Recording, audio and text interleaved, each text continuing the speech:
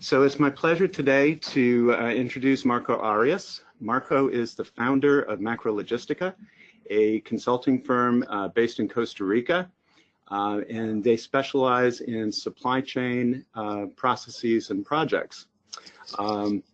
Marco has over 20 years of experience in the field, and both in practicing with real-world applications and working with clients, as well as in an academic setting teaching supply chain execution. So he's an ideal presenter for our webinar today.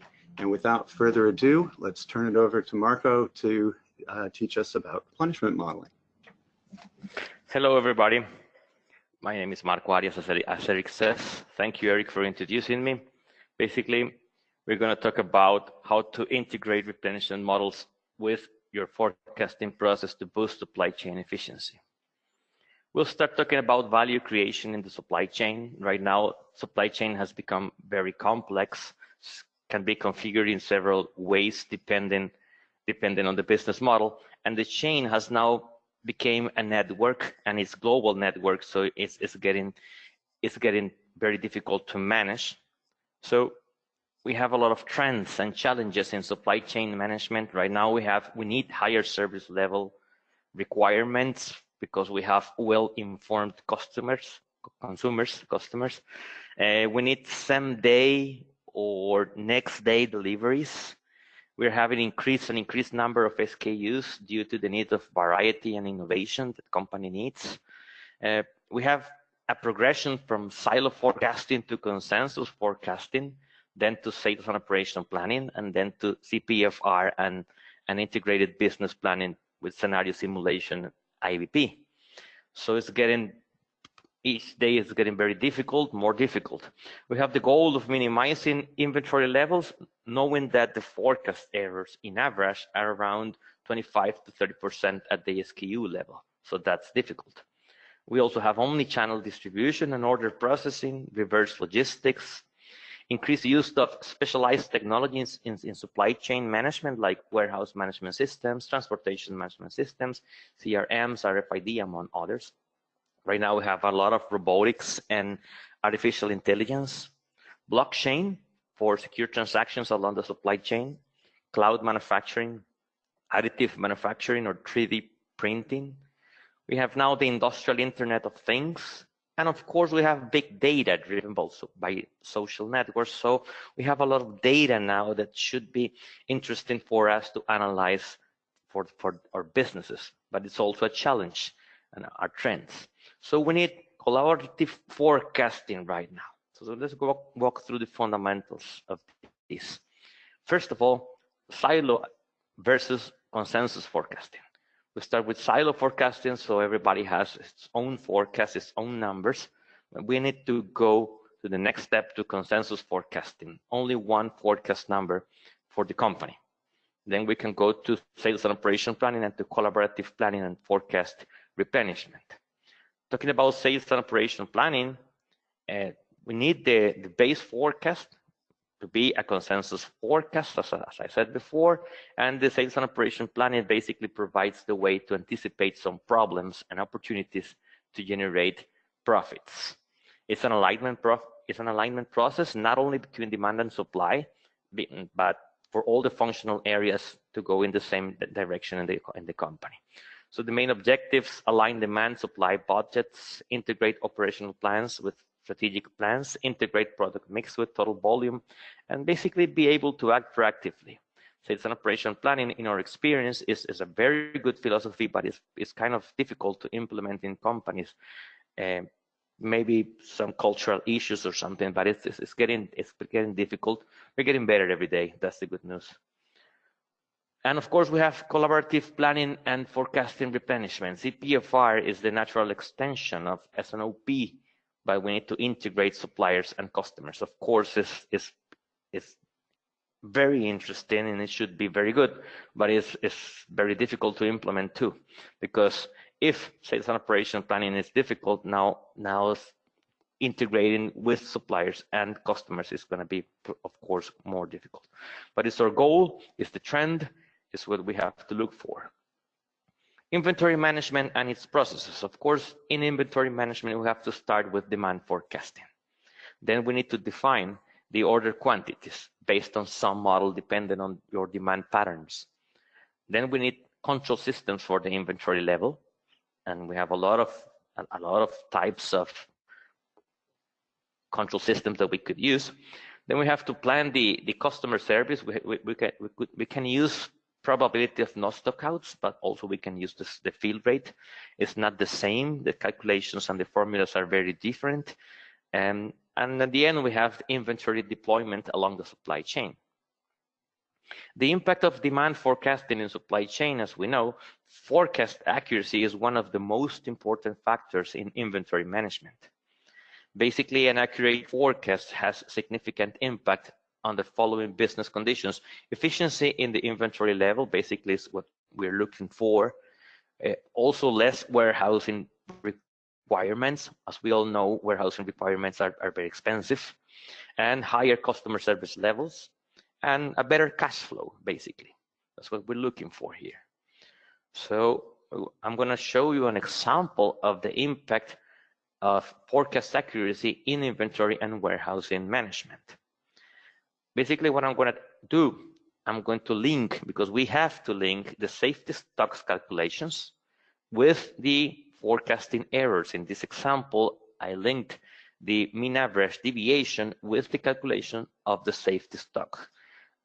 So I'm going to show you right now an Excel spreadsheet where I use this.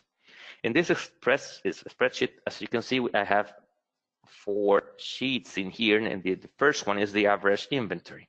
Basically, what I did here, I have 2 forecasting models, and if I do the forecasting with the first model, let's say it's simple moving average, and let's say that model B, let's say it's an ARIMA model, and the mean average deviation with the simple moving average would be 5,000 units, and with the ARIMA model, about 24,000 units. The mean average deviation, the forecast error. Then we have the average inventory. The order quantity is already defined. We calculate the safety stock based on the lead time, based on the service level that we want to achieve. And in this part of the spreadsheet, I linked the mean average deviation with the lead time in order to get the safety stock. So if we use the simple moving average, the average inventory would be 240,000 units, and with the ARIMA, 179,000 units. As you can see, I didn't change the cyclical inventory because that's the inventory that we need to produce, we need to sell.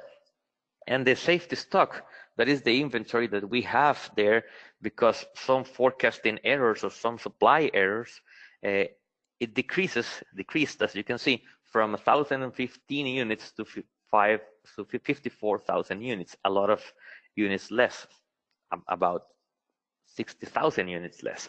So that's what happens in the inventory, in the average inventory. So what about the cash flow?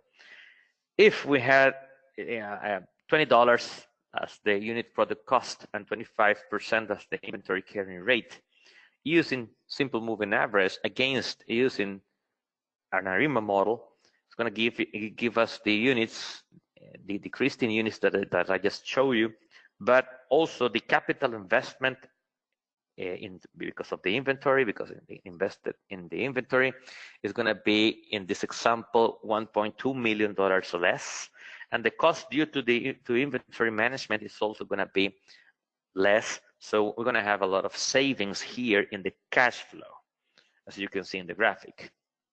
But what about the warehousing impact? Some assumptions here. Let's say we have 4 units per box, 1 square meter per pallet, 24 boxes per pallet, some warehousing cost. The pallet space costs, let's say, $70, and the layout of the warehouse, let's say we have 3.5 vertical levels in the racks. So if I transform these units into square meters or into pallets, I can show you what would happen if we, in a warehouse, if we use the simple moving average against the ARIMA model. So when I click here, and here you can see the result using the simple moving average. This is an up view of a warehouse. Each one of these cells is a rack position. We have the aisles, we have the rack positions, and the gray area is the area that we would need if we would have used the simple moving average. Here on the downside left of the screen, you can see the rack configuration. And as you can see here, this is the same number of pallets that is on the other sheet. And if I press here, it's going to change to the ARIMA model. So as you can see now, the gray area is a better area because we need less racks, less space. So we're going to save a lot of money in basically by using a better forecast model or having a better forecast process. So I'm going to go back to the presentation. Okay. And here's a summary of what we just saw. The comparisons, average inventory, what happens with model A, what happens with model B, how many spaces do we need, and everything. And of course, you know, that's a lot of money. So let's talk about now replenishment models. Why should we use replenishment models? Of course, because of business dynamics. Also because we usually have the presence of continuous and discrete distribution in our demand patterns. So that would make forecasting a real challenge. In some of our SKUs, we still have high forecasting errors because they have great variations. Also, we have high variations in the lead time. And we need dynamic safety stocks. So we don't need safety stocks calculated only on historic data. We need safety stocks calculated based on forecast. Also, we have multi-echelon supply chains, and they need to control the actual and future inventory levels. Let's say future inventory levels are very important for a planner to analyze, including in-transit inventory and on-hand inventory. And also we have the need to control and plan the cash flow. So the main goal of a replenishment model is to control and ensure that inventory levels meet the company's needs. So they work as the right partner of forecasting. And here is right forecast plus right replenishment models equals fewer stockouts and less inventory. So that's why we need to work with some replenishment models. Types of replenishment models. We have continuous and periodic reviews.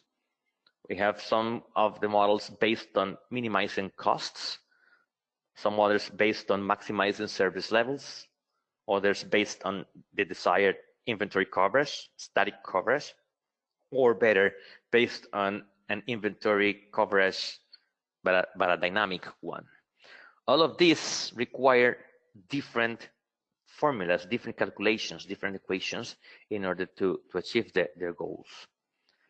So the typical issues in replenishment, of course, are when should we place an order? What should the order quantity be? And how often do we review our inventory position?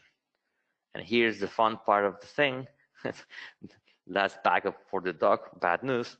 But we sometimes have those bad news in our companies. First, we have to define the order quantity. There are some popular techniques like if your demand is deterministic, the economic order quantity or the balanced economic order quantity, the heuristics like Silver Mill or optimization models like Wagner-Witting or something. All of these methods are based on cost minimizing, okay? And we have a lot of different methods. Some typical replenishment models then depends. If your demand is probabilistic, most of the demands are probabilistic.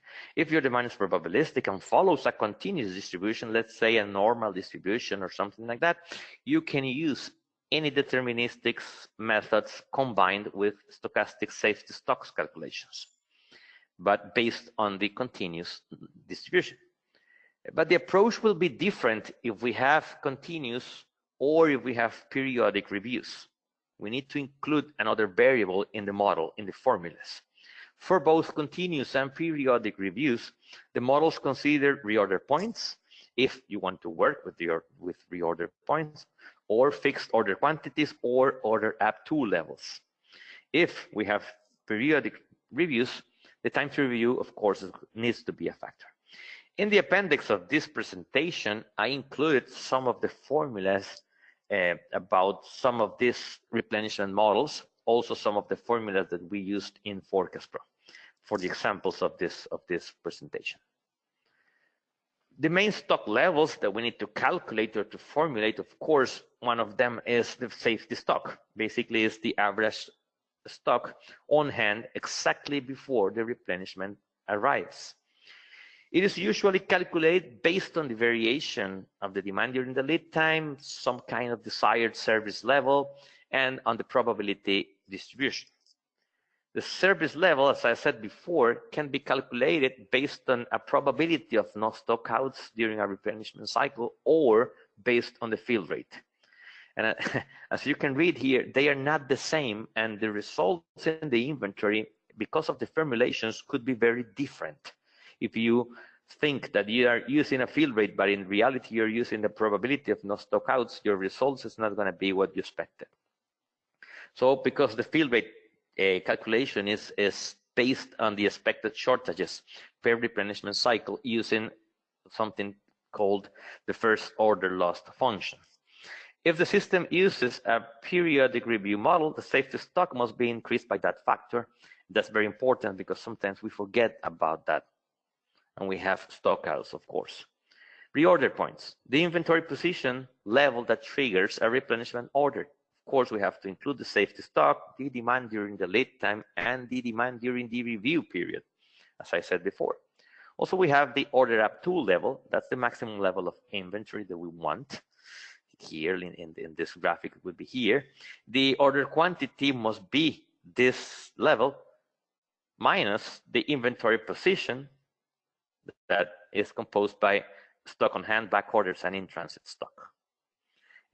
This order up to level can be defined based on inventory coverage goals. That's very common, that's very popular, or based on review and lead times, also very popular, or could be based on other constraints like budgets or space available and things like that. Some other replenishment models, as you can see here in the graphic, if your demand is probabilistic and follow a discrete distribution, let's say, for example, in a Poisson distribution, it should be calculated based on the expected demand during the lead time and expected shortages. And we want to try to minimize these shortages. The formulas are very different, at least some kind of different than the ones that we use with a normal distribution or a continuous distribution. For example, we don't use a probabilistic safety factor to multiply to the standard deviation during the lead time. We use different things. Basically, it's an iterative process in which we try to increase one by one the quantities of the reorder point until the expected shortages per replenishment cycles reaches our goal. So it's basically what I'm trying to say is that the methodologies are different, the techniques are different, the formulas are different between a discrete and a continuous distribution in order to implement a replenishment model. So I'm going to tell you something about our experiences. What have we found in several companies? Some of them don't know how the replenishment parameters were calculated. So they have some, let's say, reorder points, order up to levels, but they don't know who or how they were calculated. So they are not updated frequently, and probably they're not updated at all. Okay, then that's a problem, of course, because demand changes. The company changes. Some of them also calculate safety stocks only based on historical data, not on forecast data. And this will surely increase your inventory. So we have to do the safety stocks calculations. If we have good forecast, it's better to do it based on forecast errors. Also, in several cases, the demand during the lead time metric used to calculate the reorder point is also calculated based only on the historical data, not on the forecast. So, quick question. What would happen if the product has an exponential positive trend and you calculate everything based on your historical data? Wouldn't that be a trouble? Or what would happen if the product has an exponential negative trend? Wouldn't you have some excess inventory? Okay, so that's basically why we need to use the forecasting data. And in some other cases, they use the same formulas for continuous demand, for discrete demands. Most of them are not using cost models right now to calculate order quantities, even though those models are very popular, because the costs are changing frequently and they are preferring to use inventory coverage models. The problem is that they are not updating these coverage goals frequently. So that's another problem. Most of them don't forecast the inventory position that they are going to have in the short and mid-term. And forecasting the inventory position is very important because it lets you, it's a very good thing to know, because we have to analyze what will happen and to make decisions on that numbers. Almost all of them are facing more variations in their demand, with an increasing number of SKUs with intermittent demand. So that's very difficult to forecast. And a lot of them have shortages or excess inventory, or worst, both of them. So what services has Macrologistica provided to help these companies? Basically, we implement a robust forecasting process. That's the first part, including the implementation of Forecast Pro to use for generating a statistical forecast and also consensus forecast. We also train the planners in the use of Forecast Pro and train the planners in the concepts of demand planning, strategic issues such as collaborative models, sales and operation planning, and tactical issues such as how to calculate a safety stock, how to calculate reorder points, maximum levels based on forecast and not only on historic demand. Also, we help them to implement replenishment models in Forecast Pro. Let's say again, in Forecast Pro, that's good news. So that the parameters are updated every time the forecasts are updated. What has happened? More structured planning processes, good news. Customized replenishment models, yes, every company has its own issues, so we have to customize every replenishment model in each company. Replenishment quantities based on forecast data, good news. They have reduced the inventory levels, so we have seen from 10 to 15% reductions without affecting service levels. They have reduced the stockouts. For this metric, some companies have improved from 10% of stockout to even 0 stockouts. But of course, because of business dynamics, at the beginning, when the stockouts are reduced, the inventory increases. But after some time, it stabilizes at a desired level. And also, in order to have preliminary results, I gotta tell you that a company needs between 3 to 6 months, but to achieve a mature, robust process, it takes 1 to 2 years. So it's not like the next month we're gonna have everything, but you're gonna start seeing results very soon. So this is the best part of the presentation. I think I'm gonna show you some replenishment models using Forecast Pro. As I said before, some of the formulas, you can find them in the appendix, some of the formulas that we used here. Okay, real example using coverage goals is the first one that I'm going to show you. Coverage goals. So this is, as you can see, this is a company. These are the products, the SKUs, and as you can see here, the forecast is a very difficult one because the variations on the demand are very high. And I mean very, very high. You can see all of these these maybe events that we have had in the past. And all of the products, they have really difficult patterns to forecast. So basically, what we did here, we have the statistical forecast. We included here the lead time. Why the lead time here? Because we needed to be variable. In this company, they needed the lead time to be variable. And also we have a consensus forecast here we want to include. And we did some safety stock calculations. As you can see, Forecast Pro has a built-in function. Then the name of the built-in function, as you can see in the bottom left of the screen, is safety. So if you type the word safety, it's going to calculate, Forecast Pro is going to calculate the safety stock. But we also included some other issues to this formula because we had to add some limits to the safety stock. The problem is that the safety stock, if you have very, very high variations, will tend to be very high. And that might be not of the interest of the company. So basically what we did is that we told Forecast Pro, if the safety stock is higher than the highest safety stock level that we need, stop there and show us that number.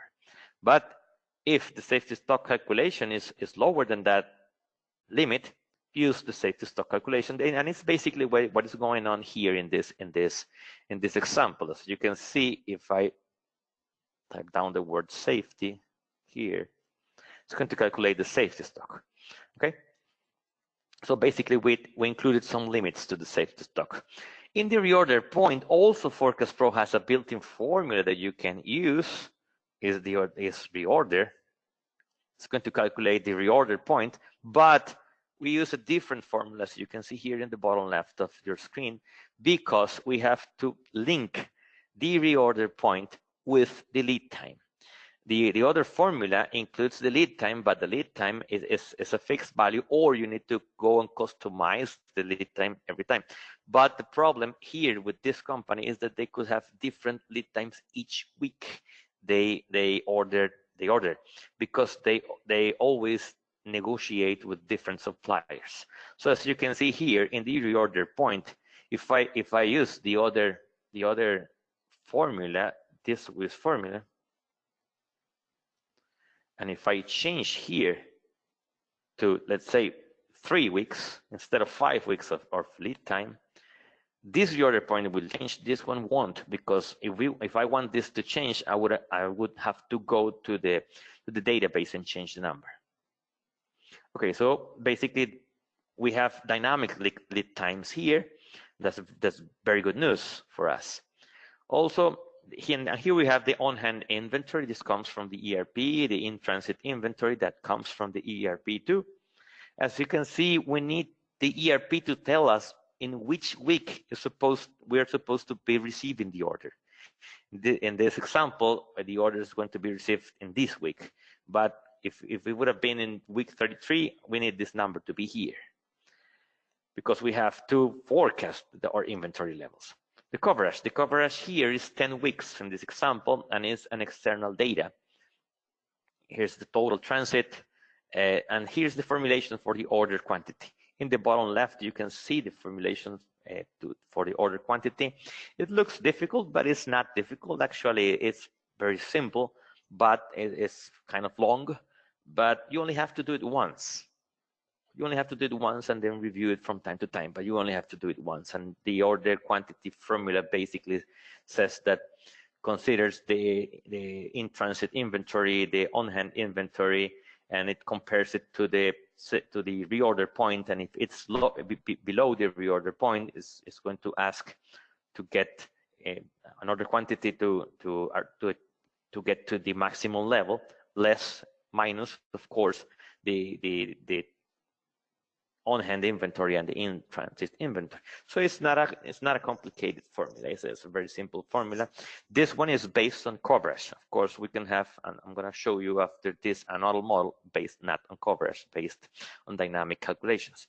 Here's the arrival. So if here we're not ordering anything, but as you can see here, we're supposed to to place an order in week 34 of 163,000 units, and since we have 3 weeks for a lead time, if you count 1, 2, 3, will arrive on week 36, and then we can do the math for the inventory, initial inventory, and the final inventory. And here with the final inventory, we can analyze if this is the final inventory that we need to have to achieve our goals in the company. So here, basically, I included a warehouse coverage. This is in weeks. So here we have 6 weeks, 5 weeks, and then one goes to 1 week, and then again to 6 weeks, and the cycle is going to repeat. And this is the full coverage. Basically, this is the warehouse inventory plus the in-transit inventory. And as you can see, it's gotta be close to our goal minus 1, because it's the week in which we are, that we're consuming. So in this example, I can show you several. Let me click commit. I can show you several examples, different patterns, different demand patterns. As you can see here, in this other SKU, the in-transit, we have several orders already placed in the system, already placed in the ERP. And as you can see, we consider them in order to calculate our future inventory levels. And what will they be? Are they going to be okay with our coverage goals? And this is basically the analysis that we have to do in this kind of models.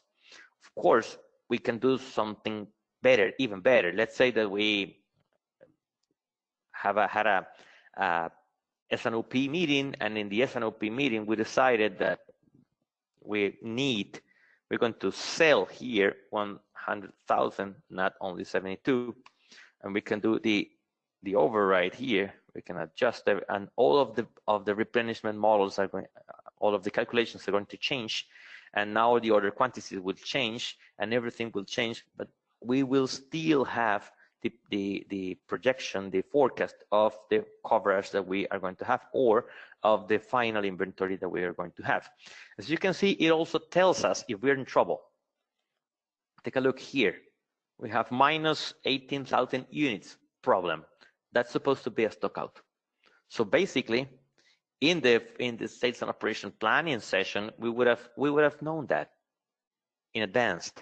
So maybe we need to call the supplier, and maybe we need to buy a special order quantity and a special order for them in order to not have this stock out that we would if we want.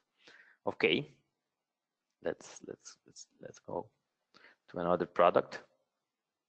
Okay, here's a better example of that. Why would I have 3 weeks with stockouts? It's a problem because the forecast is for these 3 weeks is more than 4,000 units, and we don't have anything in inventory right now. We have in-transit inventory, but it will arrive in week 33. So for now, we don't have inventory. There's nothing to do, and we have demand. So it's probably we're going to have stockouts here, unless we do something.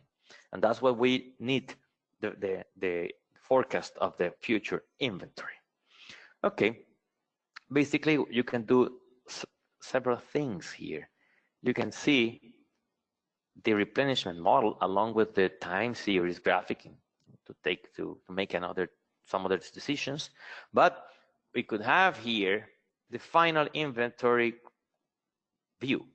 In the final inventory view, basically I zoomed here, and if you don't want to zoom, we can of course always take it off. But here's the forecast part. Here's the forecast, here's the forecast, and the blue levels are the final inventory in the warehouse. So as you can see in this product, we won't have any problem with the inventory. We won't have stockouts, and the inventory levels are controlled. Let's take a look at some other products. Here is one of the products that I just showed you, the one with the stockout here. As you can see it in the graphic too. It's quite easy to take a look at the graphic in a meeting. Oh my God, we're gonna have a problem in that week because we don't have inventory to cover that. Okay, so what should we do? And that's where the S&OP starts working. Here we have another problem. For the first 3 weeks, we won't have inventory. Stockouts are gonna be bad. And as you can see, you can create your own graphic here in order to help you to make better decisions. Okay, so basically this replenishment model is based on coverage goals. And I'm going to show you another one. The last one is a replenishment model based on reorder point and order up 2 levels. But this one, so you can see, is the maximum. Let me show you the patterns. The patterns here are kind of discrete. You can see we have 0, we have 2, we have 15. It's kind of discrete for this SKU. Also, for this one, it's not that discrete. Could be. So we have difficult data to forecast. So as you can see in this forecast, we have a lot of outliers in this historic data. So basically, some of the forecasts can have large errors. So what did we do here with this company? Basically, all of these are real data, okay? And basically what we did is that we calculated the order up 2 level in weeks and the reorder point in weeks separately, and we include both calculations as external data. Why we did it outside in a separate file? Because we use very particular formulas that the company needed to achieve their goals. So for Forecast Pro, they are external data, so it's quite easy to read and quite easy to use.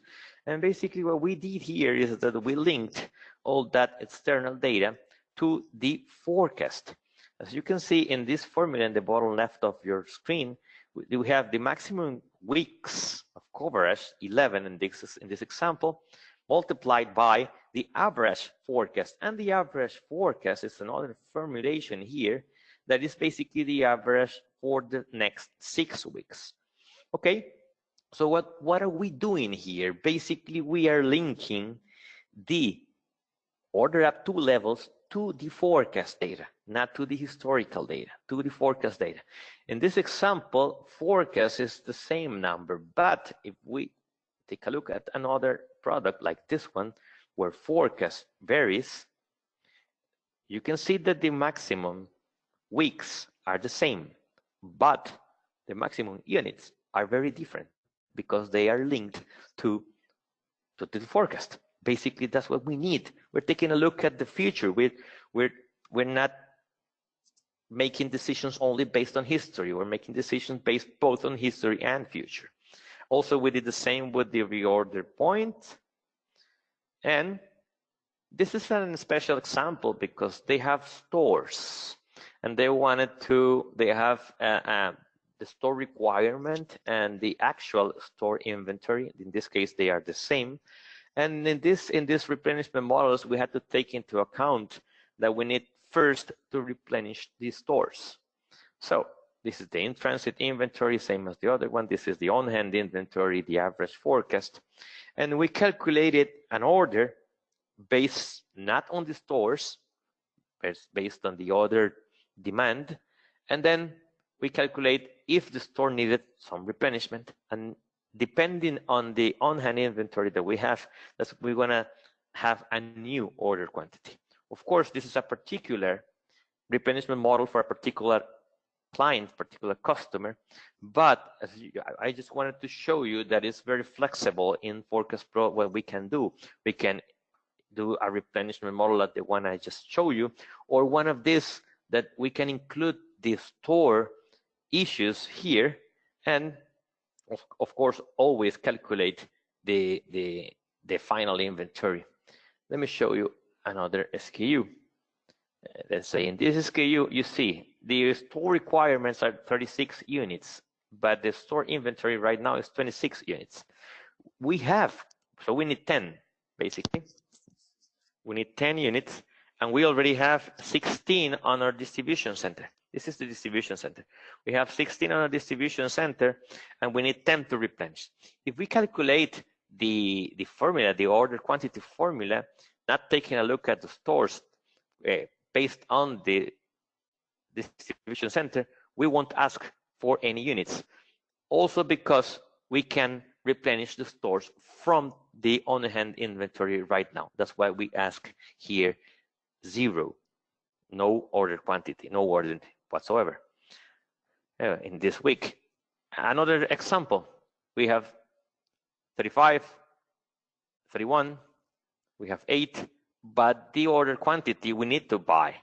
But since we need 4, and 4 is included in this 22, no problem. We would ask for 22 and they will arrive here.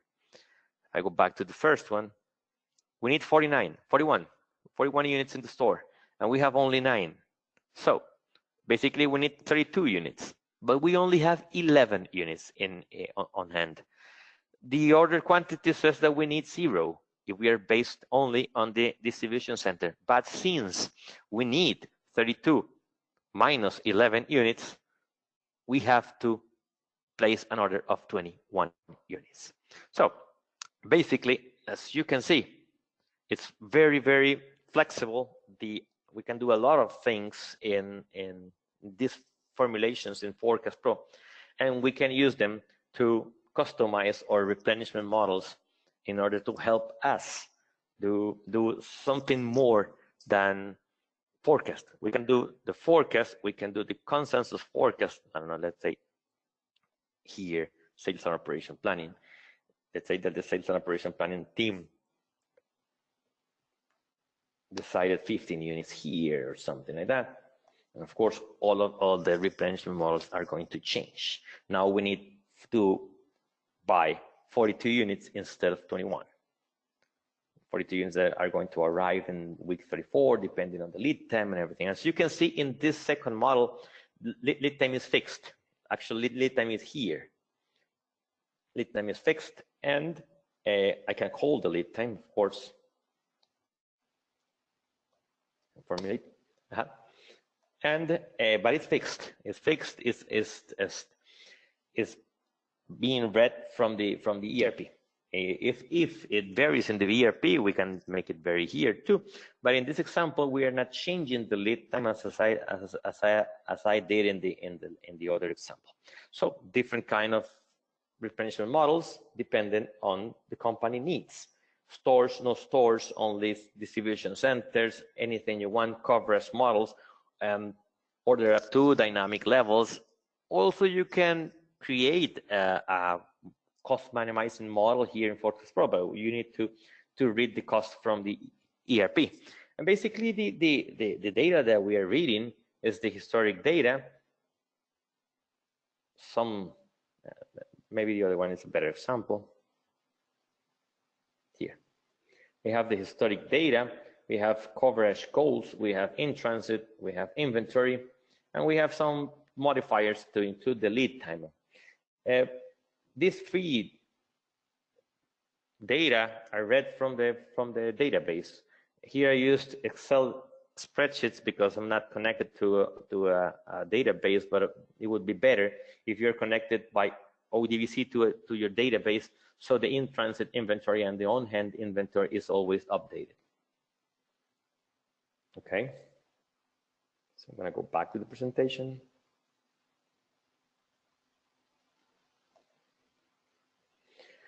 These are the two examples that we wanted to show you how to create replenishment models in Forecast Pro, customized replenishment models in Forecast Pro. Summary. Supply chains are very complex and need to be managed efficiently, despite a host of new challenges. Collaborative forecasting based on a robust statistical forecasting process is essential for success. And Since demand can sometimes be very tough to forecast, and it is, as you know, replenishment models are the perfect complement to achieve the right inventory levels along the supply chain. Replenishment models are very good tools for inventory control to estimate future inventory levels in order to make decisions. And also, the good news is that they are easy to implement. So we can have replenishment models, customized replenishment models, working along with our forecasting process in a new process, and we can have better inventory levels and better stock out levels in order to achieve company goals and profit goals and everything. Okay, so I'm gonna call Eric now. Okay, thank you, Marco, and thank you for a very interesting presentation. If you can move to the next slide, please. I just want to reiterate something I said at the beginning, that we are recording today's webinar, and we will be posting them probably next week on forecastpro.com. Anyone who's attending this webinar live will receive an email when it's available for viewing. And again, a reminder that past webinars are also available for viewing. They're free. They're on forecastpro.com, and by all means, if you want to catch up on some other topics, please browse the archive. Next slide, please. Okay. Many of you who've attended these webinars know this is a quarterly webinar series, and we do have our next webinar scheduled for October. It's going to be smart strategies for designing, implementing, and improving effective demand forecasting processes. So again, how to organize and implement and improve your demand forecasting process. Our presenter for the October webinar is going to be James Berry, who works here with Forecast Pro as a senior consultant. The registration is up and running and available on forecastpro.com. If you wanted to go ahead and sign up now, I know it's early, but that way we'll send you reminders as the time gets closer. So I hope some of you will join us for our next webinar. And the next slide, please. In addition to the webinars, we do currently have a seminar which has been scheduled for, it's going to be held in San Francisco in September. It's a 3-day workshop, basically. It will cover a wide variety of topics. It's going to be taught actually by myself and my colleague Sarah Darren here. And we'll go through basically all different business forecasting approaches and methodologies. We're going to explain how they work, how to apply them. There'll be hands-on time for working with your own data and sort of applying immediately what you've learned in the seminar. So if you've never been to one of our seminars, I'd encourage you to go on to forecastpro.com and maybe read a bit about it. They're always fun and lively and a good opportunity to learn more about forecasting and how to improve your process. And next slide, please. Okay, as you've undoubtedly noticed, Marco has been using the Forecast Pro software during the webinar. Marco is certainly a power user. He's shown us some pretty involved projects that have combined a lot of different functionality that's available there. If you are interested in learning more about the Forecast Pro software, we'd love to help out in that regard. Probably the best way to learn about it is to get a free live web-based demo. And if you wanted to request one, you could actually do it a variety of ways. If you want to send us just in the chat a request, we'll put you in touch with someone who can schedule that. There's a lot of information on forecastpro.com, and including a trial version. So again, if you're interested in the software, we'd love to show it to you. And let's have the next slide, please. And so at this point, we have had a few questions come in during the seminar, and we're going to ask Marco the questions. I'll give you the first one, Marco. Someone sent in, you illustrated savings generated by decreasing the forecast error. In your experience, how much is each percentage improvement in forecast accuracy worth in terms of savings to one of your clients? That's a very good one. I would say one of the best questions you could have done. In this example that I showed you, actually I did the math, but it's going to be different for every company. But I'm going to show you the math that I did here with this data. Let me go to the first sheet here. In this example, each percentage point of increased forecast accuracy worth $13,000. But it's in this example. This is basically the formula that I did. But in order for you to get that number to your company, you need to do a lot of math, a lot of calculations here about the cash flow and the warehouse impact, and maybe some other supply chain processes. But I cannot tell you what is the number because it varies a lot from company to company. In this example was $13,000, but it's not a number that I can tell you that is for everyone. But there are ways to calculate it, and some simple spreadsheets like this one could help us in those calculations. Of course, we will have to customize this spreadsheet for your company, basically. Okay, very good. And Sarah. Yeah, I have a question here. Do your replenishment models work when you're dealing with a large number of SKUs? So what are your recommendations when dealing with a lot of SKUs? Yeah, we have worked with a lot of SKUs, and replenishment models works fine. Basically, what varies are the order up to level number, the numbers, the parameters.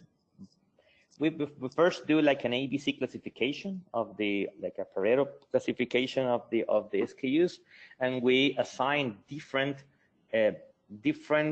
parameters depending on the classification. So the A items sometimes have different calculations of the order up to level or the safety stock levels, and from the C the SKUs, the C SKUs. But basically, yes, we can do with a lot of numbers. If you have a lot of items, maybe it's better if you work with two separate projects instead of one, because when you have a lot of numbers, it could get slow sometimes. So it's better if you use two projects or three projects instead of just one. But that's depending on the formulas and the calculations that you do. Okay, very good. I think we have time for one more question. So another question I have here also goes towards like the cost reduction, and that really is realistically, how much of an improvement in forecasting accuracy have you seen customers get? Okay, I'm going to have to go through this because I don't think that the forecast accuracy improvements help the supply chain to be more efficiently. But it's not only the forecast accuracy improvement. Because of the forecast accuracy improvement, you're going to have better service levels and better inventory levels. So if you want to measure what's the impact of a forecasting accuracy improvement, you have to link all those processes together in order to get a number. But if you have very, very good forecasting accuracy, you will need less inventory levels because you will need less safety stock, so your reorder points are going to be less. Even your order at tool levels could be less, and of course your inventory is going to go down. And if you have fewer inventory in your supply chain and your service level is still very good or even better, then your costs are going to be, your savings are going to be bigger than what we think just by taking a look at the forecasting accuracy. So I want to have to say that forecasting accuracy is like the first step in order to get those savings, but it's not the only thing that needs to be done in order to get the savings. That's why it's very difficult to calculate. But we can calculate that, but we would need all of those other issues in order to have a very good number. So forecast accuracy is one of the first steps, but you also need to do what your replenishment model tells you to do in order to have the right inventory levels. Okay, very good. Well, I'd like to thank everyone for taking an hour out of their day to join us for the webinar. I hope it's been informative and that you've learned a couple of things. I know we certainly have here. And I'd also like to very much thank Marco for presenting today's webinar and doing such an excellent job teaching us about replenishment models and the role of forecasting therein. So I wish everyone a pleasant rest of their day, and hopefully we'll see you all at our next webinar. So thank you very much. Thank you. Thanks everybody for being here. And if you want to contact me, you can do it through Business Forecast Systems, or you have my email there. Thank you.